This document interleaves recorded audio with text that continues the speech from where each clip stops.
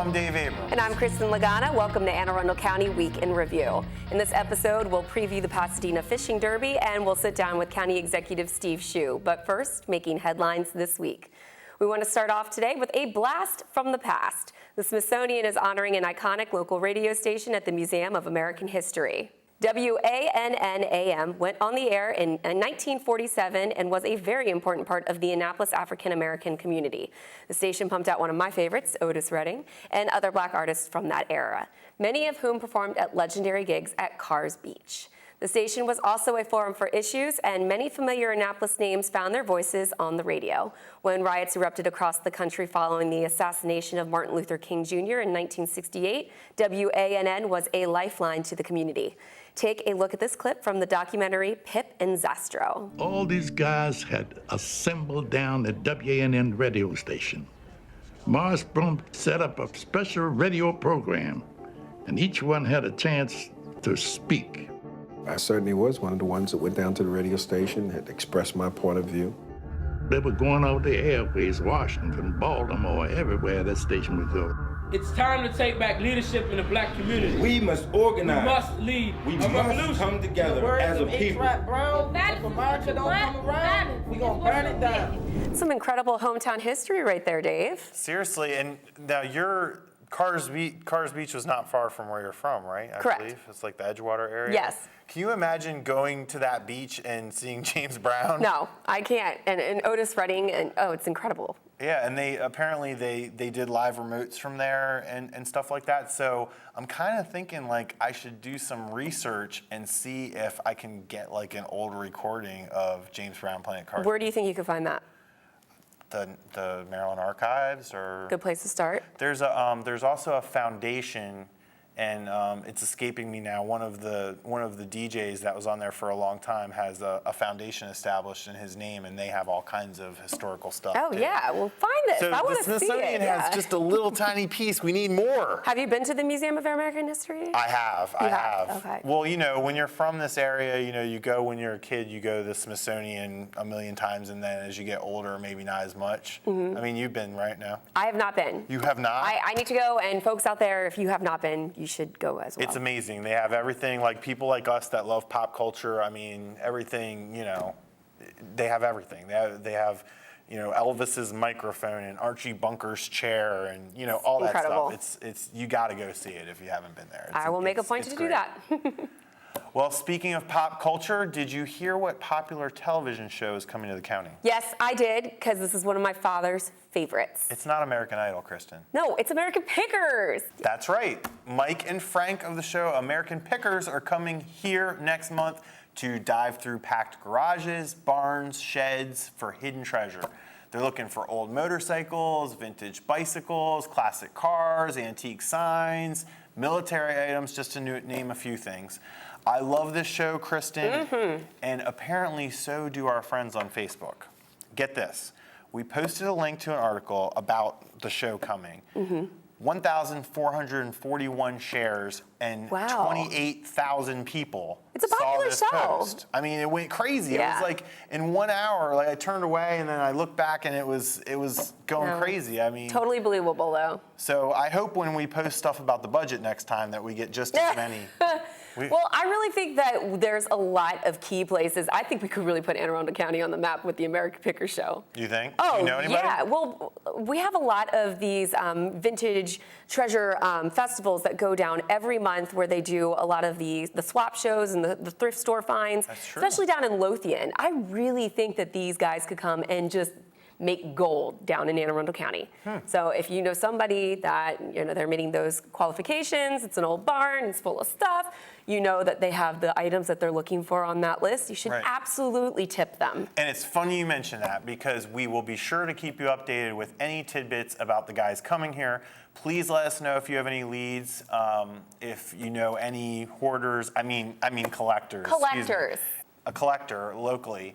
You can email the show's producers at americanpickers@cineflix.com. Now, do you have anything in your garage, Kristin, that would work for this? Well, I do not have a garage. My either. parents have a garage, Okay. but I doubt that there's anything in there that my dad would let them take. That's why the show is great, because nobody wants to give anything up. I love watching. I think my favorite part is watching them barter back and forth, especially with an elderly gentleman that really is stubborn on this is the price, this is what it is. Did you see the one where they went to Italy? And the lady was going through a translator, and her move was they would go back and forth, and she'd go, "I'm tired." No, I didn't know they went all the way to Italy. Yeah, you gotta see it. That would be we don't have time Italian pickers. We don't have time for all that today, Kristin, so we're gonna have to move on, okay? Well, we can never get through an entire episode, speaking of Italy, without talking about food. And there's big food news this week out of Odenton. Grocery store chain Giant has signed a lease to set up shop at the Odenton Shopping Center and opens its doors at the end of this year. There are two great things about this news. First, it fills an anchor space in a shopping center that has been struggling since Superfresh left in 2011. And second, it gives a good option for local residents who currently have to go to Food Lion in Piney Orchard or Weiss in Seven Oaks. Third, new jobs. Absolutely. We want more jobs. That's really for sure. Pretty awesome news for Odenton. It is. And, everybody has their particular grocery store they want to go to. I'm a Safeway girl myself. Oh, here we go. You? So now we're going to compare. Yeah, I like Giant. Giant? I like Giant made me upset.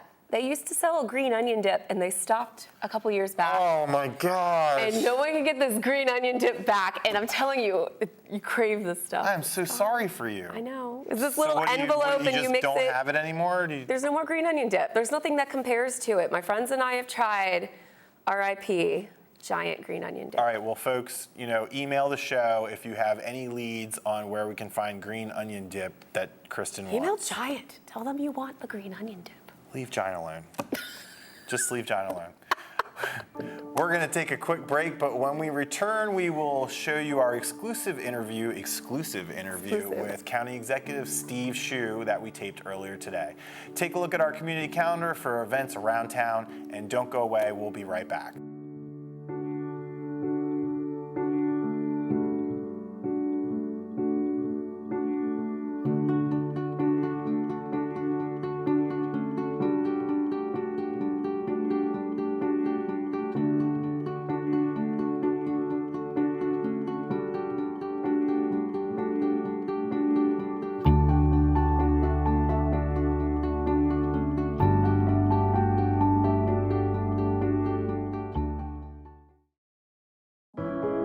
Taking care of a family member can lead to plenty of questions. Fortunately, there's a place to get the answers, for them and for you. Find articles, tips, and tools from experts and others who have been in your place. The Caregiving Resource Center at aarp.org/caregiving.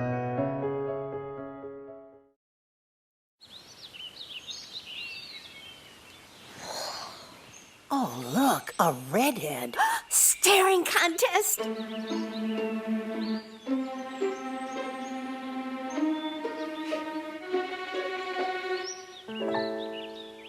You still got it.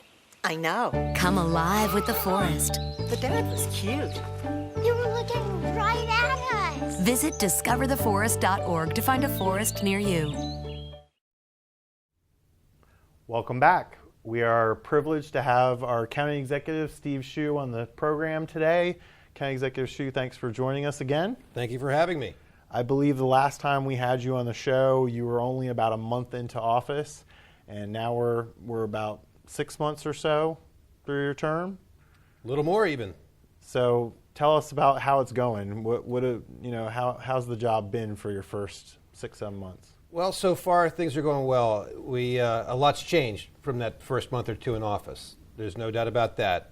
At that time, the team was new. People were still trying to find their place, their niche, how to work together. At this point, I am extremely pleased with how everyone is working together. The team we've put together is just second to none. We've now been through the budget cycle, and the budget is the most significant annual event in county government because that's where the programs and the dollars come together and we establish what will happen in the coming year. And I'm pleased with the outcome of that budget process. We ended up achieving the vast majority of objectives we had for the budget. We were able to effect the largest tax cut in county history to significantly increase our commitment to public safety. We've provided planning funds for a new Crofton High School, which is the first new high school in Anne Arundel County since 1982. And we have devoted $70 million toward 400 separate projects to dramatically improve the health of the waterways in our county. What was it like obviously you were a delegate for 2 terms, and you worked in the legislature at the state level. How is that process different when you were doing it as county executive instead of as a delegate? The 2 roles are very, very different. The role of a delegate is fundamentally legislative. It is advisory in nature in the sense that each delegate is given a vote and has the opportunity to vote yes or no on any given piece of legislation. And if one's opinion prevails through the majority process, great. If it doesn't, it doesn't. Once a bill is passed, there's no responsibility on the part of the legislature to execute the law. That is entirely the purview of the executive branch of government. This job, the county executive position, is just like the mayor of a city or other executive position, large company CEO. This is P&L, profit and loss responsibility, managerial responsibility, and it's the fundamental duty of the executive branch of government, in this case county executive and our staff, to carry out the laws enacted by our county council. So it's quite different. Mm-hmm. And there was some give and take, and there was some compromise, but you got a lot of the major initiatives through that you wanted, and I think the council also put their stamp on things a little bit. Talk about the tax relief portion. Talk about how that fits into your overall vision for the county, what importance that has in that vision. Well, it's incredibly important. Tax and fee reduction is extremely important to the overall direction that I believe Anne Arundel County needs to go. We need to reduce taxes and fees, improve our schools, improve public safety, reform county government to make it more efficient, and clean up our waterways. Those are the big 5 priorities of this administration. And first and foremost is tax and fee relief, because I believe that's the key to creating jobs and economic opportunity for our citizens. The tax cut that the county council approved was the largest tax cut in county history. It's an $11 million tax in income taxes, tax cut in our income taxes. We will also be looking in the future to additional tax and fee cuts each and every year of my administration. The absolute dollar amount of this most recent tax cut is not huge. That was never the point. The point was to send a signal to the residents of this county and to businesses, current businesses and prospective businesses, that we in this county are going in a different direction. We are not increasing taxes and fees. Ours are coming down for the years to come. And since you mentioned that, we have had quite a few ribbon cuttings since you took office, and even since the budget was enacted. And we just found out this week, we spoke earlier in the show about Giant agreeing to sign a lease in Odenton. What are your thoughts on that? Do you think that that's sort of a signal of what's going on? Absolutely. There is a tremendous amount of economic activity happening out in the West County area. Odenton, Fort Meade, Severn, Woodwardville, the whole western part of our county is the focus of tremendous amounts of construction and new business activity and new residential opportunities, places for people to live. And I believe that activity is happening because of how attractive our county is for people who want to live in the Baltimore-Washington corridor, and how attractive it is for businesses that want to locate in that same corridor. You seem to have a different approach than some of the past county executives, and that may be because of your background in business. Could you kind of explain how that manifests itself and how you do this job, being in a background from business? Well, many people in government, especially state government, do not have a substantive background in the private sector. Many people in our state government have never had a private sector job, have never had to meet payroll, have never had to make revenues and expenses, come together as they must for a private enterprise, and so they don't have that same perspective on the consequences of the actions that government takes. I was surprised over and over again in the General Assembly at how often government officials, elected officials, would take legislative actions that were so detrimental to private industry, to job creation, to new business formation, and have absolutely no idea that those would be the consequences of their actions. And so I think it's an important perspective that I do bring to my job, that I have spent most of my life as a private business person. I understand the challenges business people face every day. And I understand the actions that government takes have consequences for business, for employment, for economic activity in our county. And I try to make sure every decision we make encourages new business formation and new job creation and doesn't work against those objectives. Well, I know we're only a month into the new fiscal year on your first budget. I know you're already working toward the next budget. So thank you for taking the time to be on the show with us, and hopefully we can have you on again soon. Thank you for having me. Appreciate it. Thank you. We'll be back after a quick break. Stay with us. Which planet are we living on? Right here. What do you think it would be like to teach? Chances are, you have no idea. Teachers today are breaking down obstacles, finding innovative ways to instill old lessons, proving that greatness can be found in everyday places, and that you don't need to be famous to be unforgettable. That's what it's like to teach.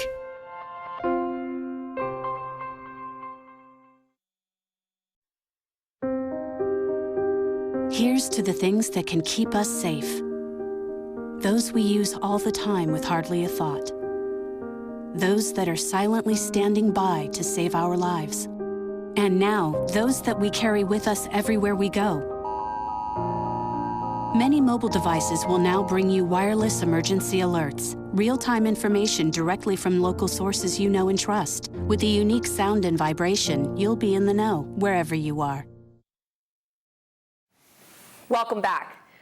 Well, what is a summer without a good old-fashioned fishing derby? Sara Gannon is at Downs Park with a preview of an event that is great for the kids. Sara? Thanks, Chris and Kristin.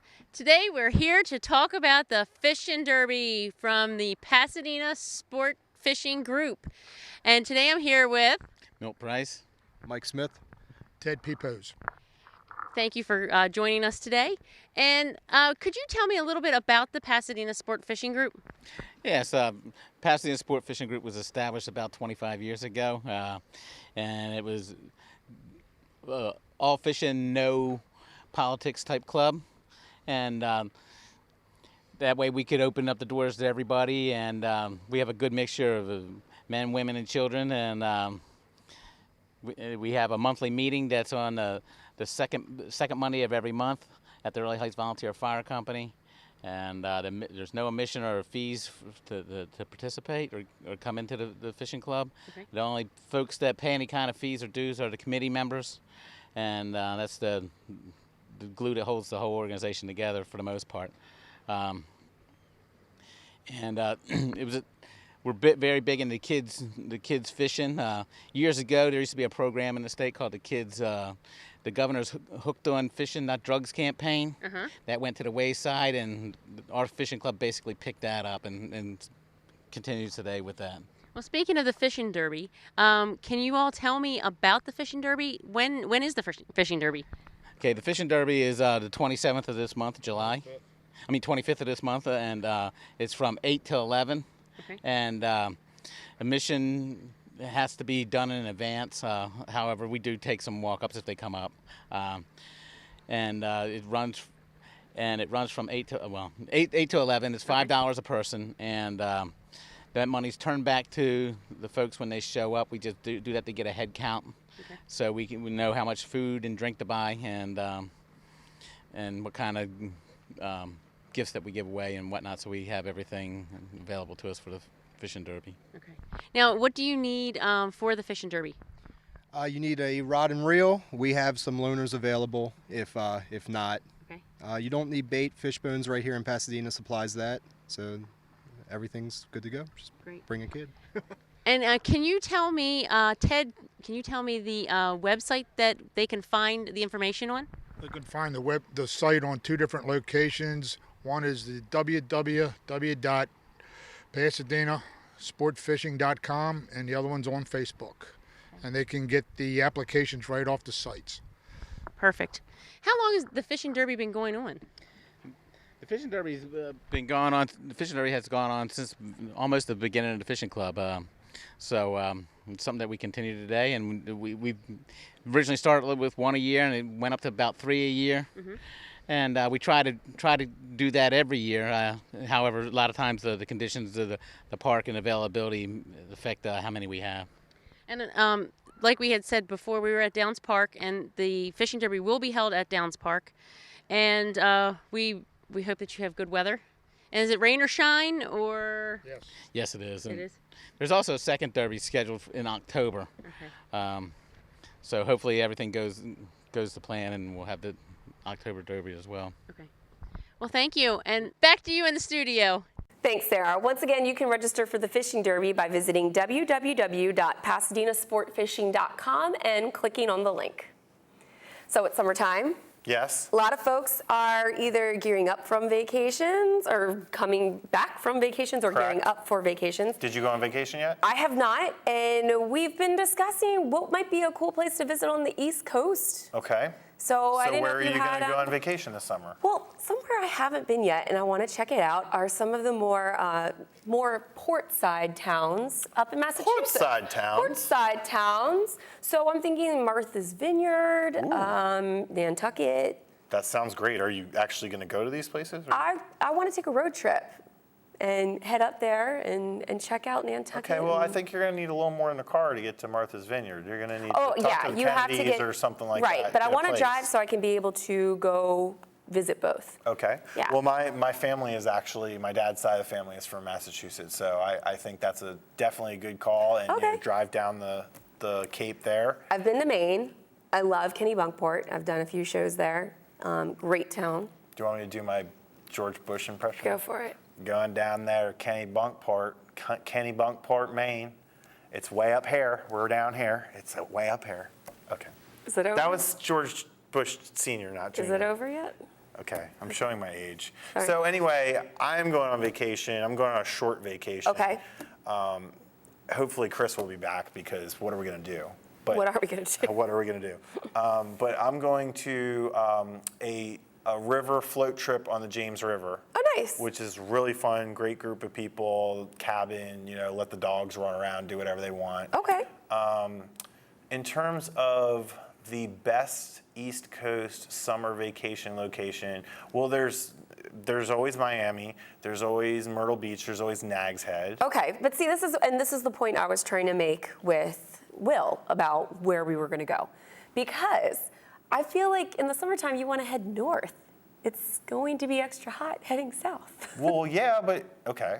If you're going to go to the beach. I want to go to the north and you want to go to the beach and for it to be cooler.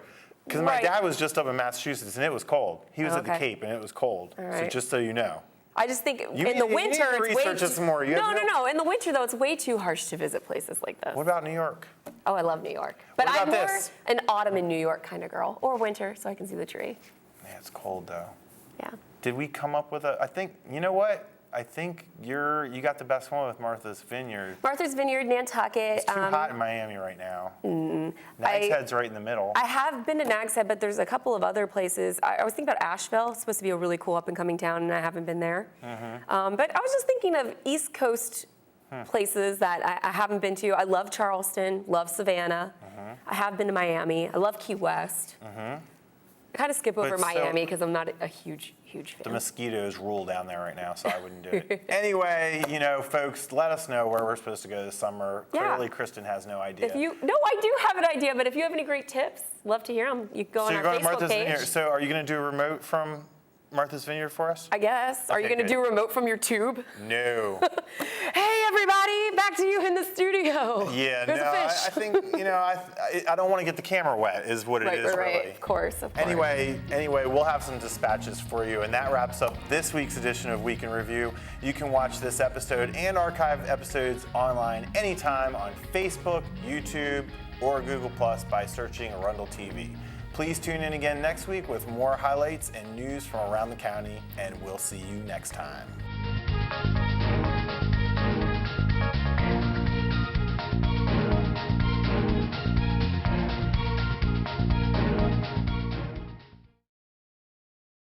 Mom.